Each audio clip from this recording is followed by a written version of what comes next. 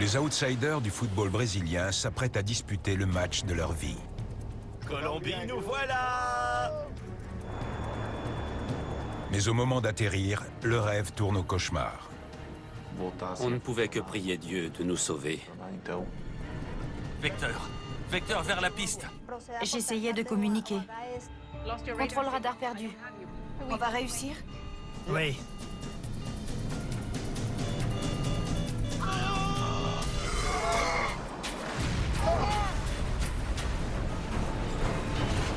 Le monde du football est endeuillé. Et c'est peu de dire que les enquêteurs sont sous pression. Qu'est-il arrivé avant l'urgence? Et l'enquête débouche sur une conclusion ahurissante. On était surpris. Ça passait. C'est absolument inadmissible.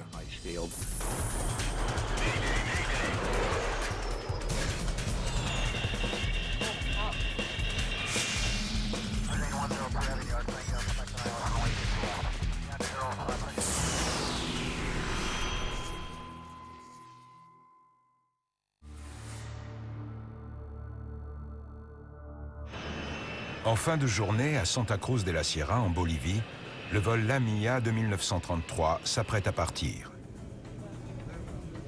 Dans l'avion, l'équipe brésilienne du Chapecoense vit un conte de fées. En route pour la Colombie, elle va terminer une saison qui restera dans les annales. Colombie, nous voilà! Originaire de la petite ville de Chapeco, au sud-ouest de Sao Paulo, cette équipe de milieu de tableau de première division a bousculé la hiérarchie du football sud-américain. Elle va disputer sa première finale dans la prestigieuse Copa Sudamericana. Pour les supporters du club et pour les joueurs du Chapecoense, c'était une sacrée réussite. Bruno Rangel, gol da Chapecoense. Le défenseur Alan Ruschel et le gardien remplaçant Jackson Follman sont devenus amis en jouant pour le Chapecoense. Les joueurs de l'équipe ont toujours été très unis. On voulait le meilleur pour chacun d'entre nous. On formait une famille. C'était notre force.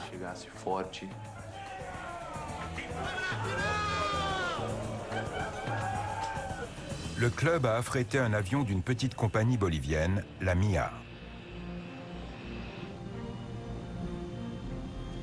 V1, rotation. L'appareil décolle de Santa Cruz de la Sierra à 18h18.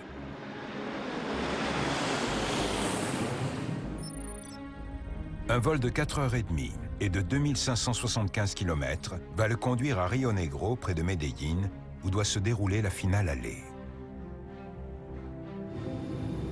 Le commandant Miguel Quiroga et l'officier pilote de ligne Fernando Goitia sont des professionnels chevronnés qui totalisent chacun près de 7000 heures de vol. Rentrez le train. Rentrée. En tant qu'observatrice, une pilote bolivienne, Sissi Arias, a pris place à bord de l'avion de transport régional Avro 146 RJ85. Le 146 se caractérise par la qualité de sa cellule et de sa conception. Ses 4 moteurs le rendent coûteux à faire voler, mais très fiable.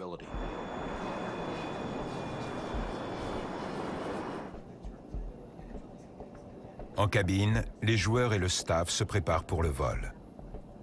On était tous super contents et on avait hâte d'arriver en Colombie. On voulait commencer à se concentrer sur le match du lendemain. C'était notre première grande finale. Pendant le vol, Jackson Follman se tourne vers son ami, Alan Ruschel. Hé mec, mets-toi à côté de moi. Non, je veux dormir. Alan et moi, on a joué ensemble plus de 10 ans. Je lui ai dit de s'asseoir à côté de moi pour qu'on écoute de la musique. On vivait quasiment ensemble.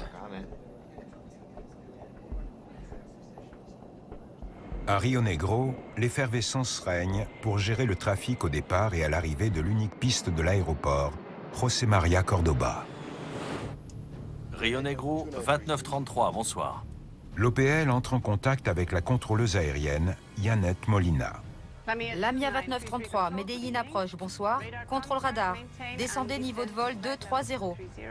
Établissez-vous sur le VOR Rio Negro.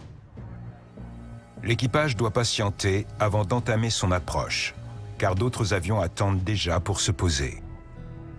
Attendons un Gemli.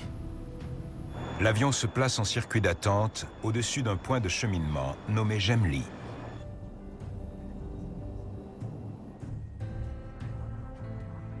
Mais quelques minutes plus tard, une demande surprend Yannette Molina. Lamia 2933, demandons priorité pour l'approche. Problème de carburant. Vous demandez approche en priorité en raison d'un problème de carburant? C'est ça? Affirmatif. C'est une demande pour être traitée un peu plus rapidement. Maintenez cap et attendez pour continuer descente. Maintenons cap et attendons pour continuer descente. Faire passer l'Avro en priorité bouleverse l'ordre d'atterrissage des avions. Avianca 9771, autorisé approche. Préparez la cabine.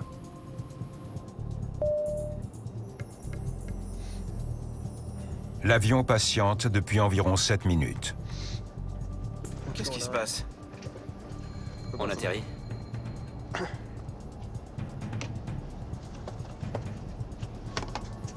Lamia 2933, demandons vecteur radar. Attendez, il y a un trafic en dessous en approche. Et en plus, il y a une inspection de piste. C'est alors que la situation devient inquiétante. Urgence carburant. Donc je demande à effectuer l'approche finale maintenant. Demandons descente immédiate. C'est très inhabituel de demander à passer en priorité et 30 secondes après, d'annoncer qu'on n'a plus de carburant. Lamia a tourné à droite pour descente. Trafic 1 mile en dessous. Quand un équipage déclare une urgence, tout le monde s'efforce de faire le nécessaire pour qu'il atteigne l'aéroport au plus vite. On n'était pas arrivé? Personne ne nous a rien dit. On ne savait rien. Yannette Molina veut éloigner l'Avro des avions sur sa trajectoire. Tournez à droite pour descente. Mais il vire à gauche vers les autres avions. Négatif. On a déjà commencé à descendre vers la piste. Avianca 9771, tournez maintenant au 270. L'équipage n'a pas suivi les instructions et l'avion s'est mis à descendre très rapidement, à toute vitesse.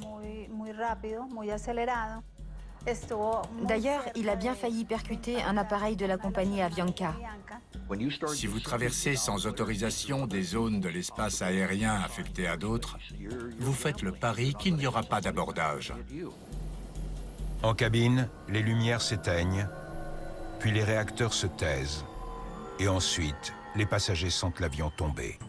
Je ne me souviens de rien à partir de la chute.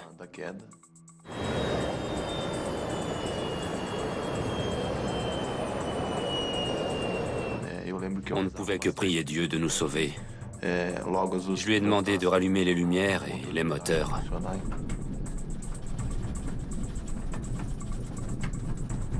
2933, panne électrique complète, plus de kérosène. Piste dégagée. Pompiers alertés. Demandez les vecteurs. Vecteur vers la piste. L'équipage veut que la contrôleuse lui indique la direction de la piste. Mais le plot radar de l'avion a disparu de son écran. Je continuais à donner des instructions. Je répétais que la piste était disponible, que les pompiers étaient prêts. Contrôle radar perdu. Quel est votre cap?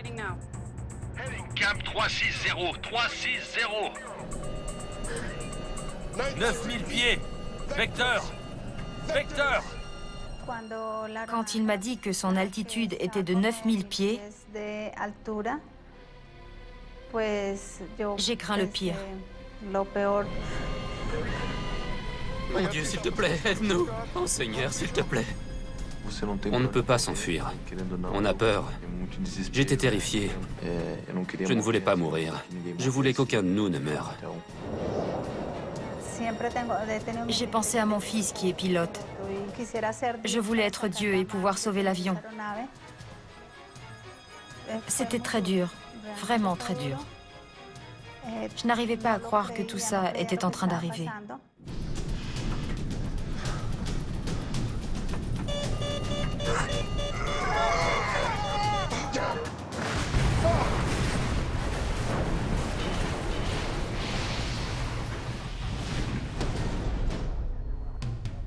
« 29-33 à vous. 29-33 à vous. » L'avion n'apparaît plus sur le radar et ne répond plus à la radio. Yannette Molina est sous le choc. Un drame a eu lieu pendant qu'elle était de service.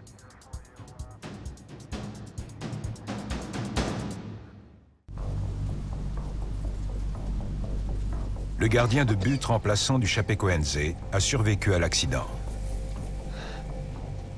Je me suis réveillé au milieu d'une forêt. Je ne sais pas combien de temps je suis resté inconscient. Au secours, s'il vous plaît, je suis ici. Je ne voyais rien du tout. Il faisait trop sombre. Et puis quelqu'un s'est approché et m'a pris la main. On m'a demandé mon nom et mon âge. Et après, on m'a demandé de me calmer. On m'a expliqué qu'on allait m'aider. Quand les sauveteurs arrivent sur les lieux, ils ne découvrent quasiment que des cadavres. Seuls 7 passagers, contre toute attente, sont encore en vie. En plus de Jackson Follman, 3 autres joueurs du Chapecoense ont survécu. Alan Ruschel, Elio Neto et Danilo Padilla. 70 personnes ayant trouvé la mort, c'est une des tragédies les plus meurtrières de l'histoire du sport. La nouvelle du drame s'est répandue comme une traînée de poudre. À la télévision, toutes les chaînes, y compris étrangères, ne parlaient que de ça. Il n'était question que de cet accident.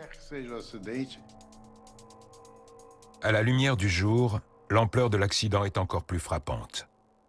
L'Avro 146 a percuté la crête du Cerro Gordo à 2650 mètres d'altitude. Dès le lever du soleil, le service colombien d'enquête sur les accidents aériens, le GRIAA, est à pied d'œuvre sous la direction de Julian Echeverry. Le fuselage s'est retourné à 180 degrés. L'épave indiquait à la fois la position de l'avion par rapport à la piste et l'intention manifeste de l'équipage de se diriger dans sa direction. Les enquêteurs travaillent sans relâche pour réunir des indices. Le train était sorti.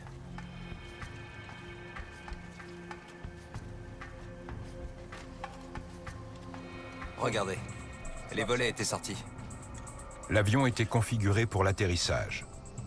Signe que l'équipage effectuait sa descente vers José María Córdoba. Pourtant, l'Avro s'est écrasé à 16 km de la piste. Que cet avion ait fini contre une montagne à 16 km, seulement 16 petits kilomètres de la piste, c'est absolument inadmissible. D'ici, les pilotes voyaient l'aéroport. Les feux de piste étaient allumés. Je ne comprends pas. La tâche du GRIAA s'annonce difficile. Les débris de l'épave étant tombés sur les 2 versants du Cerro Gordo. Mais les indices les plus importants sont justement ceux qui manquent.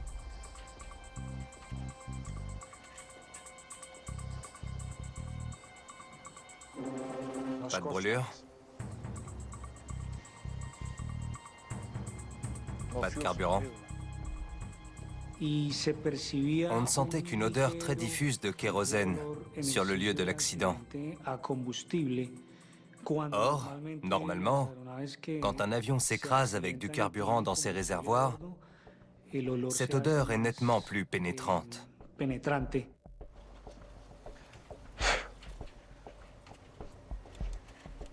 Les jauges de carburant sont sur 0. Panne sèche. Évidemment, nous étions sous le choc. C'est plus qu'inhabituel pour un avion de transport de passagers de cette taille de tomber en panne sèche. C'est une situation absolument hors du commun. Les enquêteurs n'en reviennent pas. Pourquoi l'avion s'est-il retrouvé à court de carburant? Y a-t-il eu une fuite? Les moteurs 1 et 4 sont là-haut. Les 2 et 3 ici avec l'épave. Une fois localisés, les 4 réacteurs sont examinés sous toutes les coutures, mais il n'y a aucune trace d'incendie ou de panne, preuve qu'ils ont fonctionné normalement jusqu'à ce que le carburant manque. Reste donc à déterminer l'origine de cette panne sèche. S'agit-il d'un problème mécanique ou d'une erreur humaine? Le défi, c'était d'envisager toutes les hypothèses susceptibles d'expliquer ce problème.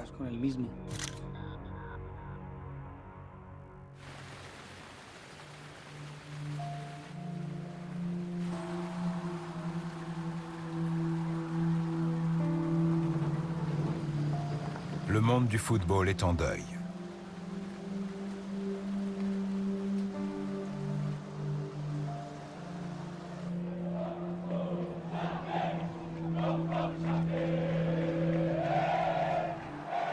À Chapecó, les supporters se réunissent au stade pour rendre un dernier hommage aux joueurs. L'un des survivants de l'accident, Danilo Padilla, a succombé à ses blessures. Quant aux 3 autres joueurs rescapés, ils sont hospitalisés. Elio Neto est sorti du coma. Alan Rochelle va être opéré à la colonne vertébrale et Jackson Follman doit être amputé de la jambe droite. La première phrase que j'ai dite, ça a été « Je choisis ma vie plutôt que ma jambe ». Je suis reconnaissant à Dieu du miracle de la vie. J'aurais aimé qu'on puisse tous profiter de ce miracle. La médiatisation décuple la pression sur le GRIAA. Entre l'ampleur de l'accident proprement dit et toute l'effervescence qu'il y avait autour, c'est sûr que les enquêteurs ont subi une pression très forte. C'est dans ces conditions qu'ils doivent travailler. J'ai l'autre. Le GRIAA compte sur les enregistreurs pour comprendre pourquoi l'avion n'a pas atteint l'aéroport. Emmenez-le au labo. L'enregistreur phonique et l'enregistreur de paramètres semblent en bon état. Mais seul le laboratoire pourra en extraire les données à des fins d'analyse. Les enquêteurs interrogent la dernière personne à avoir parlé avec l'équipage du vol Lamia de 1933, la contrôleuse Yannette Molina. Bonjour. Maintenez cap et attendez pour continuer descente. Quand la transcription de ces échanges avec l'avion fuite dans la presse et sur les réseaux sociaux, beaucoup accablent la contrôleuse. Des journalistes ont raconté que c'était moi qui étais responsable de l'accident.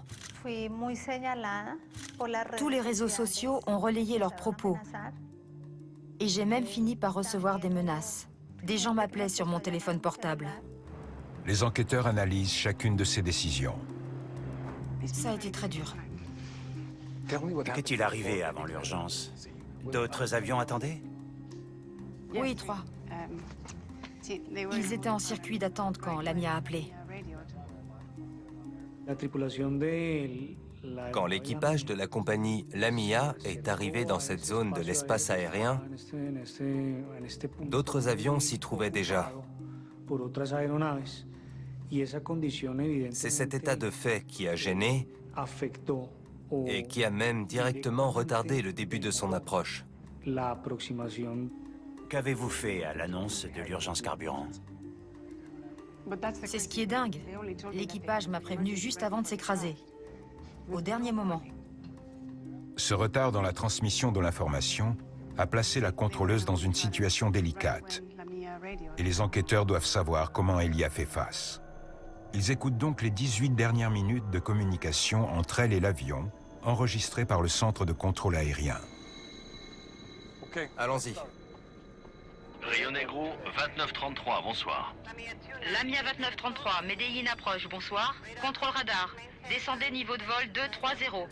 Établissez-vous sur le VOR Rio Negro. Attendons un Gemli. L'équipage n'a donné aucune indication. Il s'est borné à confirmer qu'il se plaçait dans le circuit d'attente. Lamia 2933, demandons priorité pour l'approche. Problème de carburant. Et malgré cette annonce, l'équipage ne donne aucune raison à Yannette Molina de s'inquiéter. Vous demandez approche en priorité en raison d'un problème de carburant, c'est ça? Affirmatif. Le copilote a toujours parlé d'une voix calme. Il n'a jamais paru inquiet. Pas le moins du monde. Il était complètement détendu. Attendez, je vais vous donner des vecteurs radars pour l'approche. Environ 7 minutes avant début approche. Attendons vecteur. L'équipage s'est entendu signifier qu'il allait devoir patienter encore 7 minutes avant d'atterrir. Pourtant, là non plus, il n'a pas signalé qu'il était dans une situation critique. L'approche peut attendre jusqu'à quand? C'est seulement lorsque la contrôleuse l'interroge que l'équipage s'explique. Urgence carburant. Donc je demande à effectuer l'approche finale maintenant. Demandons descente immédiate. Pause. Les pilotes déclarent l'urgence carburant après 7 minutes en circuit d'attente. Pourquoi si tard?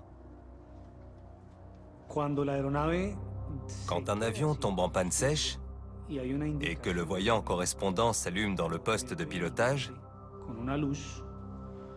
l'équipage doit obligatoirement émettre un message de détresse, un Mayday. Et il tourne à gauche vers la piste. Or, ce virage place l'Avro sur la trajectoire d'autres avions dans le circuit d'attente. Lecture. Lamia, tournez à droite pour descente. Négatif. On a déjà commencé à descendre vers la piste. Quelques instants plus tard, l'avion cesse de fonctionner. 2933, panne électrique complète, plus de kérosène. Stop. La déclaration arrive trop tard. Elle ne pouvait rien faire. Le GRIAA conclut que Yannette Molina a fait tout ce qu'elle pouvait pour aider l'équipage, mais l'enregistrement soulève une autre question. Le voyant d'alerte carburant aurait dû se déclencher bien avant l'approche. Or, l'équipage ne déclare une urgence qu'à ce moment-là. Reste donc à savoir pourquoi les pilotes ont attendu le dernier moment pour signaler le danger. Le voyant d'alerte carburant était-il tombé en panne? L'enregistreur de paramètres contient peut-être la réponse. Les enquêteurs commencent à dépouiller les données contenues dans l'enregistreur de paramètres. Sortez le débit de kérosène. S'il y a une fuite, ça se verra. Allez-y. S'il y a eu une fuite, le niveau de carburant a baissé plus rapidement que prévu, et cela a pu conduire à l'arrêt des moteurs. L'avion a 3 réservoirs principaux. Le réservoir central, approvisionnant en permanence ceux à droite et à gauche qui alimentent les moteurs. Consommation de 453 kg à l'heure en croisière. Très stable. D'après l'enregistreur de paramètres, la consommation de kérosène a été normale pendant tout le déroulement du vol. RAS, voyons le système d'alerte. L'enregistreur fait apparaître les avertissements de bas niveau de carburant.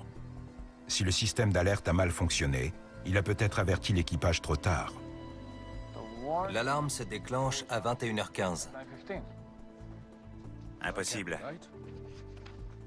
Les pilotes ne déclarent l'urgence carburant qu'à 21h52. Ils étaient au courant depuis 40 minutes et ils n'ont rien dit? Les enquêteurs sont stupéfaits. À 21h15, le voyant de bas niveau de carburant s'allume. Ils étaient à 290 km de Medellín. Ils auraient pu atterrir plus tôt. Ils étaient ici. Et Bogota est là. À 125 km. Pourquoi ne pas y aller? Normalement, quand l'avertisseur de bas niveau de carburant se déclenche, un Avro 146 peut encore voler pendant 23 minutes, d'après l'avionneur. Aussitôt, on doit se demander où on peut se poser. Le voyant s'allume ici. Mais au lieu de se dérouter vers Bogota, ils volent 29 minutes jusqu'au circuit d'attente, où ils acceptent de patienter encore pendant 7 minutes. Sans avertir la contrôleuse pour le carburant. C'est une violation de toutes les procédures. Après tant de temps, tant d'efforts, tant de formation, comment peut-on prendre des libertés au point de rendre la catastrophe quasiment certaine? Pourquoi prévenir si tard? Et autre chose ne colle pas.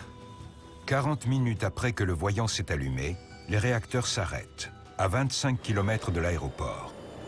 Mais à près de 16 000 pieds, une altitude suffisante pour que l'avion plane jusqu'à la piste.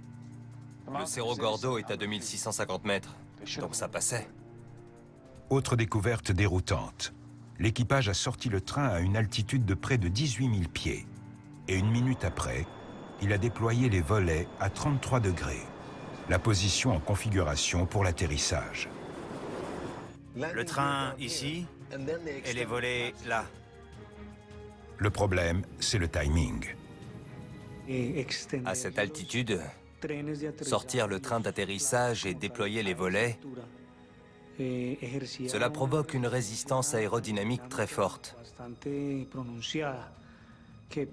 Cela s'est traduit par une réduction de l'altitude lors des derniers instants du vol.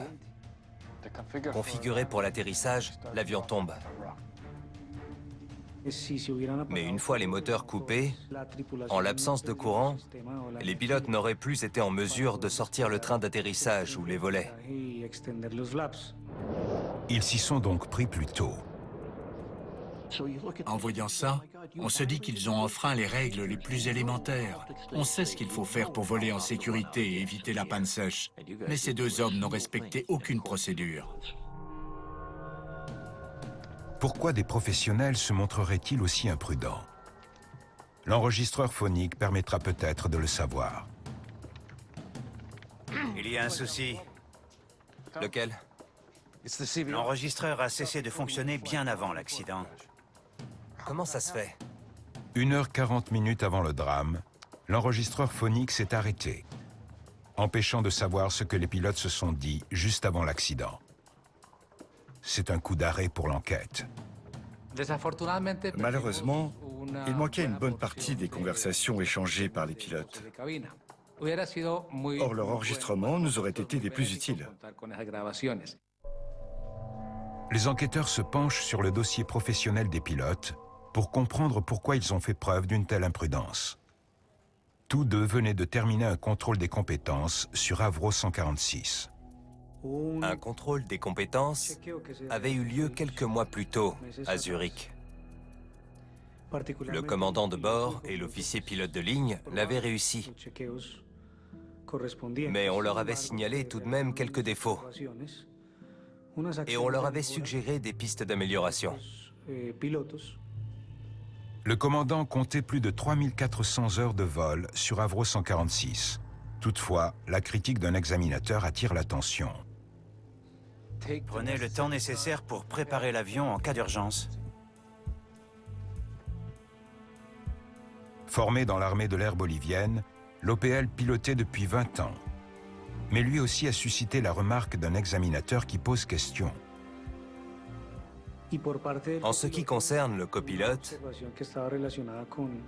il était écrit qu'en situation d'urgence, il devait dire « Mayday, Mayday » ou « Pan, Pan », comme la procédure l'exige.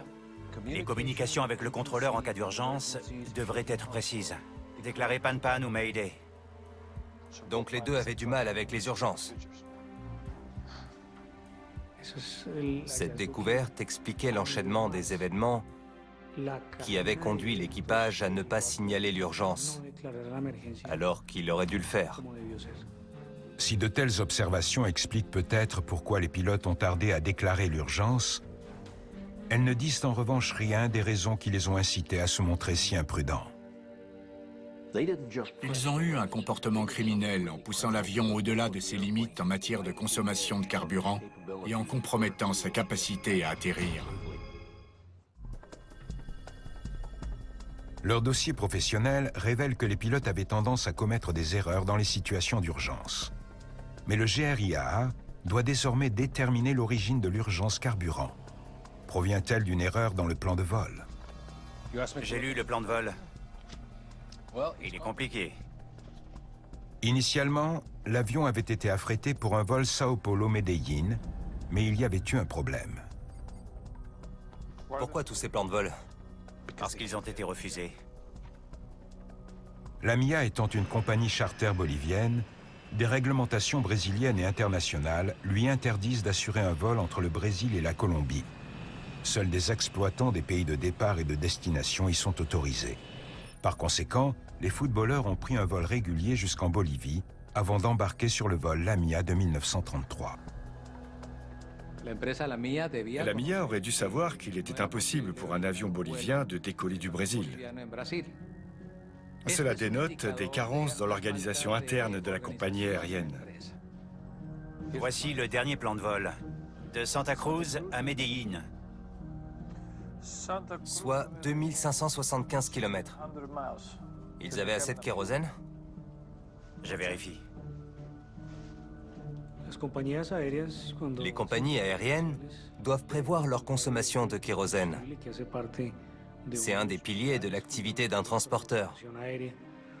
Et ce vol ne faisait pas exception. Les autorités fixent des règles très précises en matière d'emport de carburant. Et elles sont essentielles pour l'exploitation d'un avion. Les enquêteurs se rendent à l'aéroport de Santa Cruz de la Sierra en Bolivie, où Lavro a fait un complément de carburant pour savoir quelle quantité il y avait dans les réservoirs. Quelle quantité le vol 2933 a pris? 1636 kilos de kérosène. La quantité de carburant est calculée notamment en fonction du poids et de l'altitude de l'avion. Lavro s'est posé à Santa Cruz avec 7437 kg de carburant et a pris un complément pour atteindre 9073 kg, presque le plein. Et décoller avec 9073 kg, ça suffisait? Roulage avant décollage, 200 kilos. Les enquêteurs calculent la quantité dont l'avion avait besoin pour un vol direct jusqu'à Medellín. Il faut avoir assez de kérosène pour décoller et voler, pour faire une approche et remontée, pour aller vers un terrain de dégagement, pour rester une demi-heure en circuit d'attente, voire plus si vous allez vers une île lointaine, et enfin pour faire la descente et l'atterrissage. Total, 12 052 kilos. Il manquait environ 2980 kilos. Il y avait juste de quoi aller à Medellín. L'avion ne pouvait parcourir que 80 km de plus que ce que prévoyait le plan de vol. Donc la quantité de carburant était nettement inférieure au minimum prévu par la réglementation. L'équipage n'avait aucune marge de sécurité. Il s'est dit que ça allait suffire, mais il a pris un risque. Mais pourquoi décoller en ayant conscience de ce risque? Les états de service des pilotes révèlent une habitude inquiétante. Ils ont fait Medellín-Santa Cruz 3 fois cette année. Sans jamais reprendre de carburant. Les pilotes avaient effectué le vol en sens inverse, sans avoir la moindre réserve. 50, 40, 30, 20, 10... À chaque fois, cela avait suffi.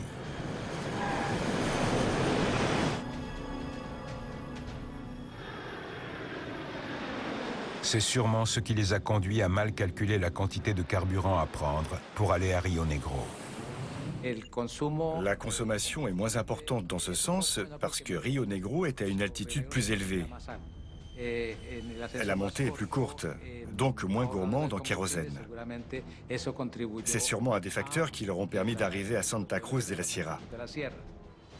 Étape suivante, déterminer à quel moment les pilotes se sont rendus compte du problème de carburant. Écoutons ce qu'ils se sont dit.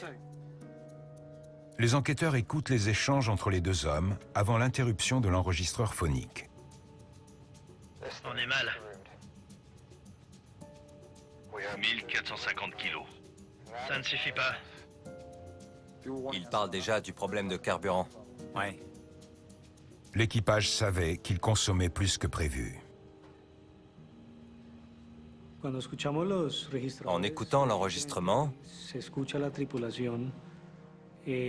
on a constaté que les pilotes savaient sans l'ombre d'un doute qu'ils n'auraient pas assez de kérosène pour arriver à destination. Il y a quoi avant Bogota? Laetitia. Ça irait? Il y a plus de services d'escale à Bogota. Alors Bogota. On entend même des conversations entre les deux hommes où ils se demandent s'ils peuvent atterrir à Leticia, en Colombie, à Cali ou encore à Bogota pour y reprendre du carburant. Mais finalement, ils se sont ravisés. Lamia 2933, contrôle radar. Je vous confirme que votre route est dégagée. Poursuivez vers Rio Negro via Nirso. Un changement de route? Ouais. On a une route directe. Le contrôleur proposant une route plus directe, le temps de vol et donc la consommation de carburant seront réduits. Comme cette route était plus courte, les pilotes ont changé d'avis. Ils ont continué à voler en direction de Rio Negro. On a de quoi y aller? Il reste 1450 kilos. On continue? Oui.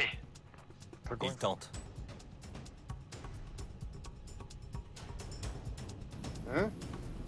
On ne va pas à Bogota. Non. On y a déjà réfléchi. C'est plié. On ne va pas à Bogota. Ils pensaient y arriver. Ils sont passés à proximité de Bogota, mais ils s'en sont tenus à leur idée initiale, atterrir à Medellín. Pour nous, enquêteurs, il est très difficile de comprendre une telle décision. L'accident ne serait jamais arrivé si les pilotes avaient repris du carburant à Bogota. Mais ils auraient alors dû expliquer aux autorités pourquoi ils avaient décollé avec trop peu de kérosène. Qui plus est, l'équipe de football serait arrivée en retard.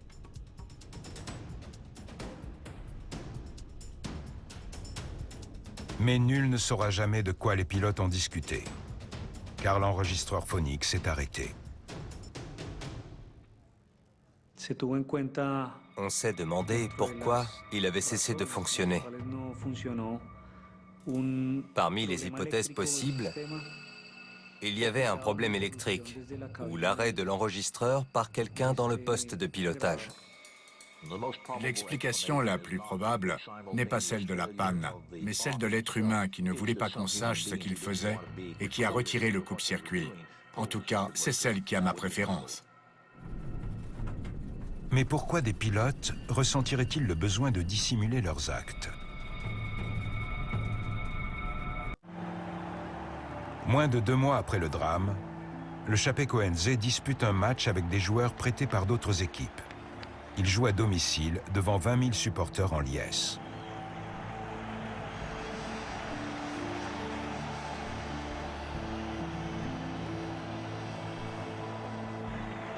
Un hommage est organisé pour les 3 survivants de l'accident et le club se voit désigné vainqueur de la Copa Sudamericana.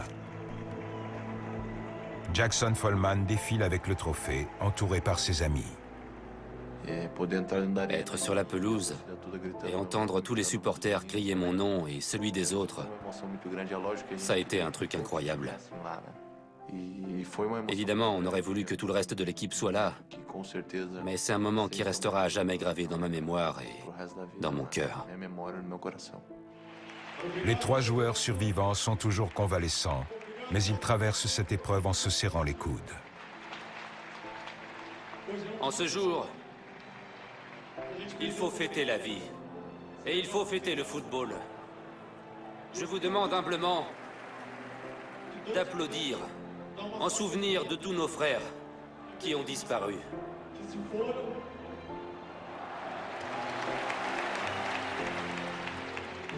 Neto et Alan sont mes meilleurs amis et mes témoins de mariage. On sait à quel point chacun est important pour les autres. On se voit tous les jours. On a besoin les uns des autres. En Bolivie, les autorités accusent un des copropriétaires de la MIA, Gustavo Vargas Gamboa, d'homicide involontaire et suspendent la licence d'exploitation de la compagnie. Quant à Miguel Quiroga, il s'avère qu'il faisait partie des copropriétaires. Le commandant, qui était donc partie prenante à titre financier, a-t-il joué avec la vie de dizaines de personnes pour faire des économies de carburant? Quand la personne qui pilote l'avion, qui en est responsable, détient des parts dans la compagnie, il y a conflit d'intérêts. Quelques mois plus tard, l'équipe de Julian Echeverry obtient les archives de la compagnie aérienne. C'est une mine d'informations. Sacrée dette. Les employés n'étaient pas payés. La MIA avait des arriérés de factures de maintenance et de salaire. 2 de ses avions étaient cloués au sol et celui victime de l'accident était le seul à voler.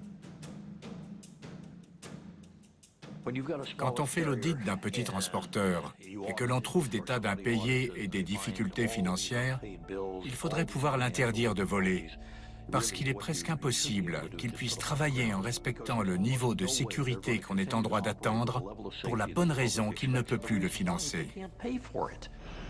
Pourquoi cela n'a-t-il pas été le cas? Il y a eu des manquements au niveau de l'organisation de l'aviation civile bolivienne. Et ils se sont traduits par une surveillance insuffisante des activités de la compagnie. Le GRIAA impute l'accident à une préparation et une exécution du vol inadaptées, ainsi qu'à l'incapacité à respecter les procédures concernant le carburant. Je crois que l'équipage savait qu'il faisait quelque chose d'illégal. Il avait conscience dès le départ qu'il n'avait pas assez de carburant. C'est une des causes lamentables de cet accident. Le rapport exonère également Yannette Molina de toute responsabilité dans le drame.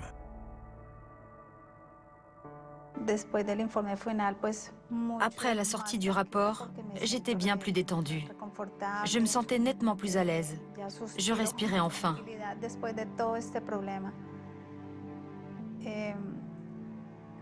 Je considère que mon honneur a été lavé. Alan Rouchel a repris le chemin des terrains avec ses nouveaux coéquipiers en août 2017. Elio Neto s'est remis de ses blessures et a repris l'entraînement. Quant à Jackson Follman, il a recommencé à marcher avec une prothèse. Mais la douleur et le chagrin sont toujours vivaces.